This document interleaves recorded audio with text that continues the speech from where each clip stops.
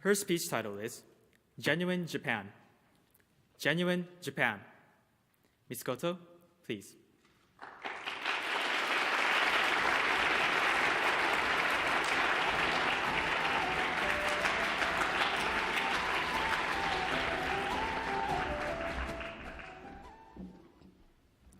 Thank you, Master of Ceremony and honorable judges and questions. Good afternoon, ladies and gentlemen. Omotenashi. Omotenashi.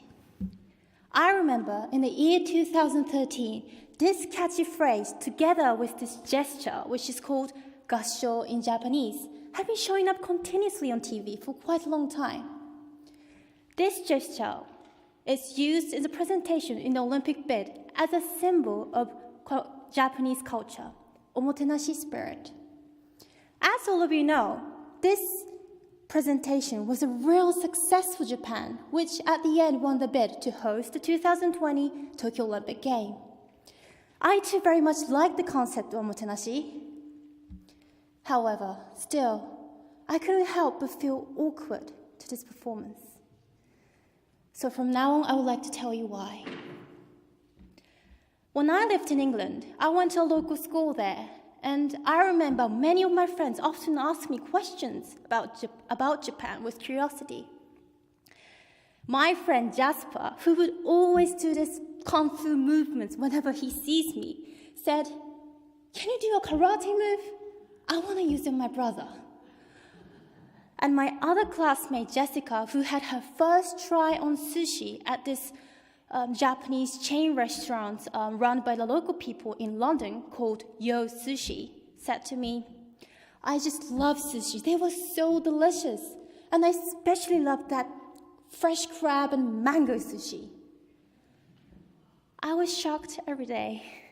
No, we Japanese are not necessarily martial art masters like in the movie Kill Bill. And no, Jessica, the sushi you ate is not sushi at all. I mean, what kind of sushi has mangoes on top? And among all the misunderstandings people had, the most frequent I encountered was about gassho.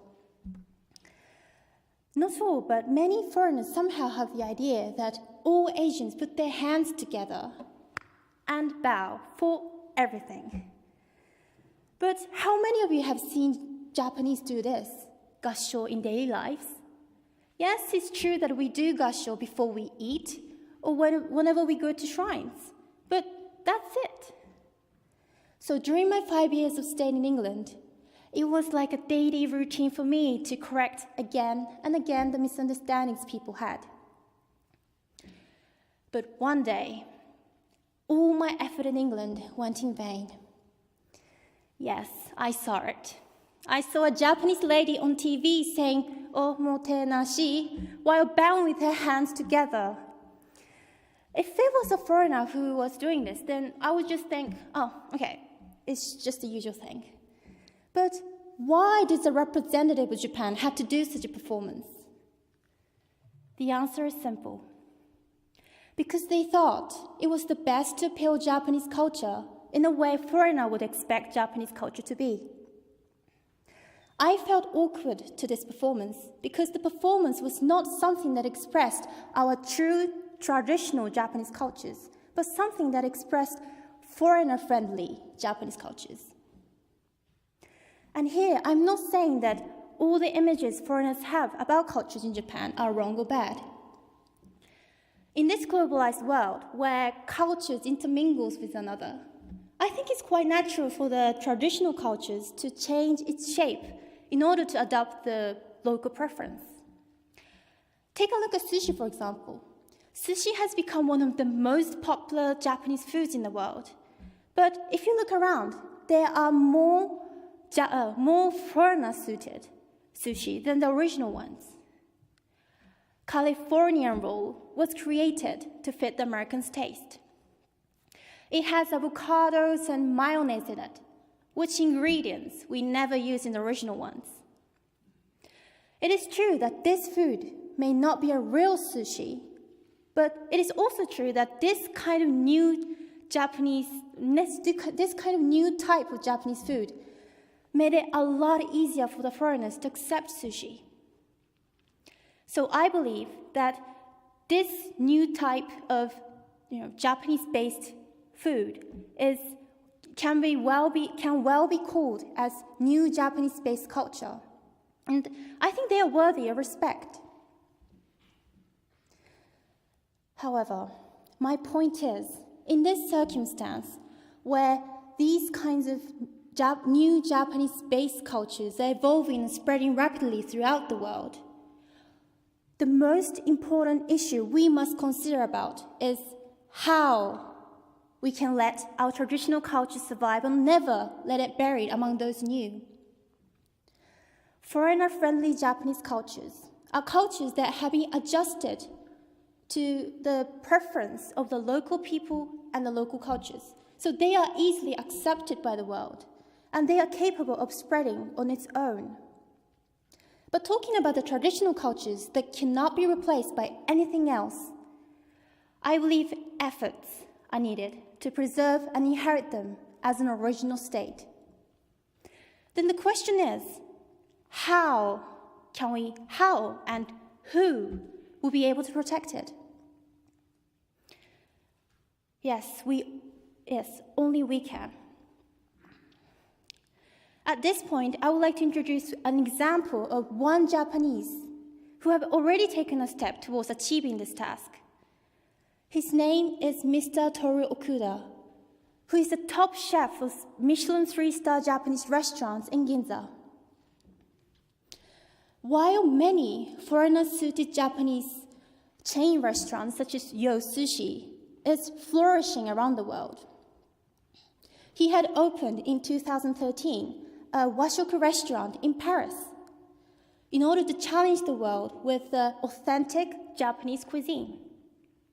It may be difficult at first to get the foreigners to accept traditional cultures of Japan as it is.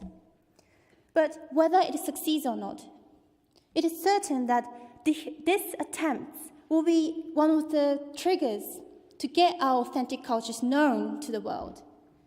And what's the most important point here, above all, is the fact that he was well aware of the critical situation our culture was in and took an action to make a change for it.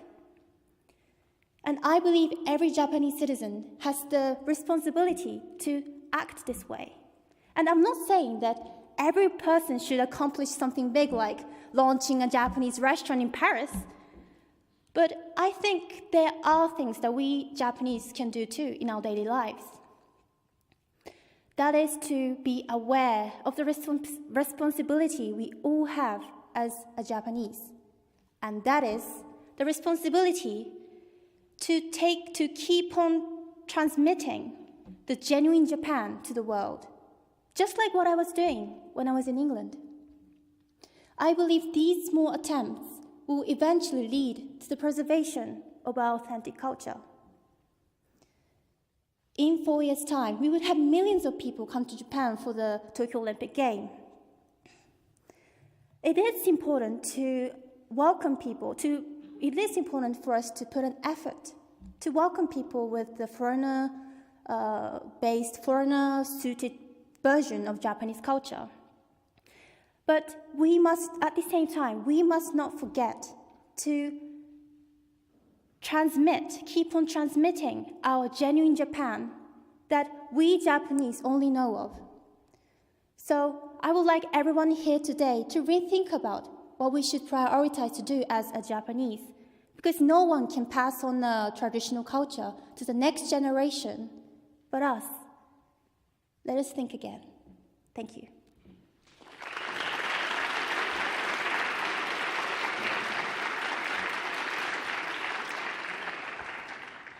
Now, we have a question and answer session. Mr. Tamura, please. Hi, Aoi-san. How are you today? Yeah, I'm fine, but I'm really nervous. Okay. Have you tried a mango sushi? No.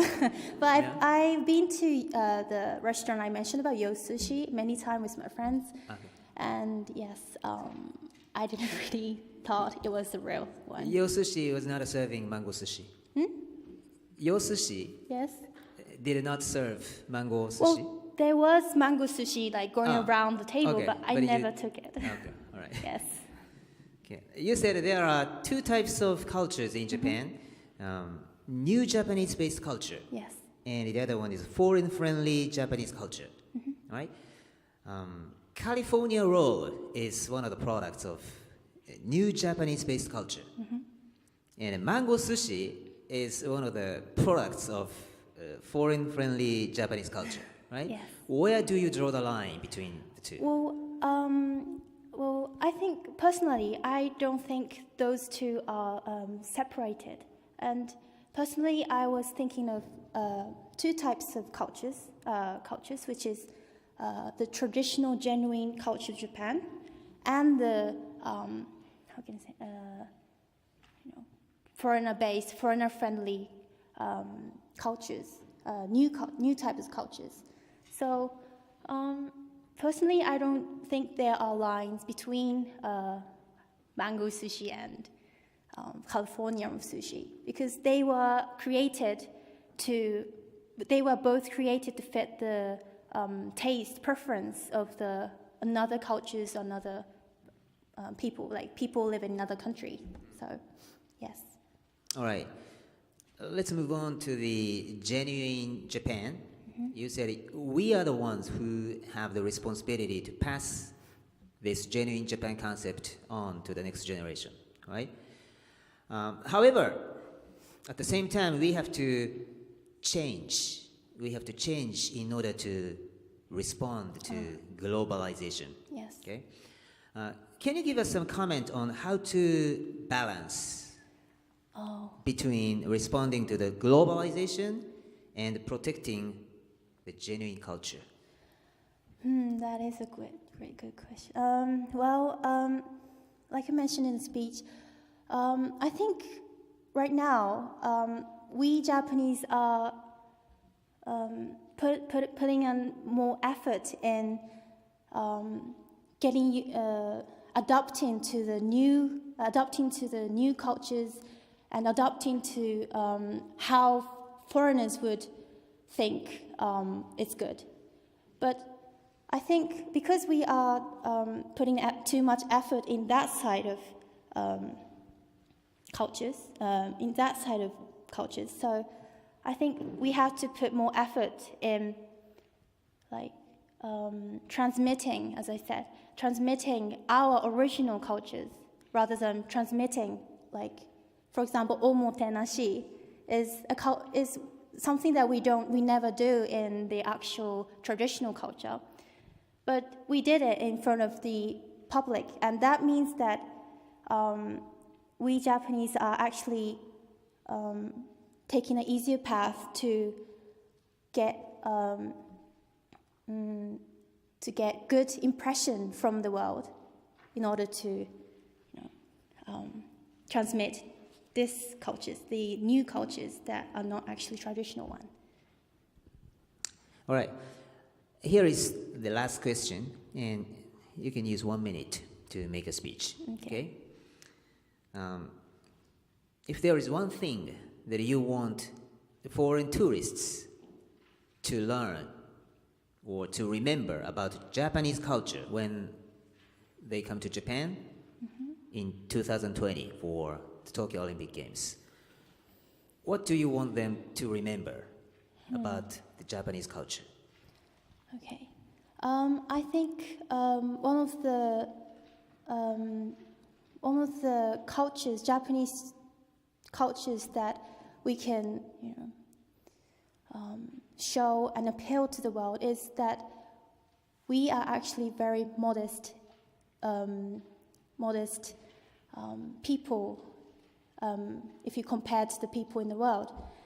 And I think that is something that we should be proud of, and also we should be able to appeal to the world. Because there are sometimes people who are trying to, be like foreigners, and to be very showy. But I think we should be more we should put more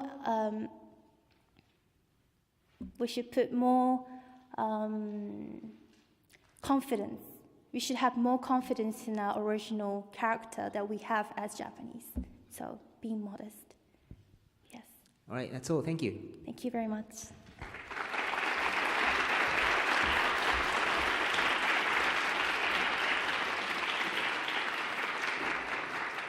Thank you, Mr. Tamura. The Q&A session is over. Thank you, Ms. Goto.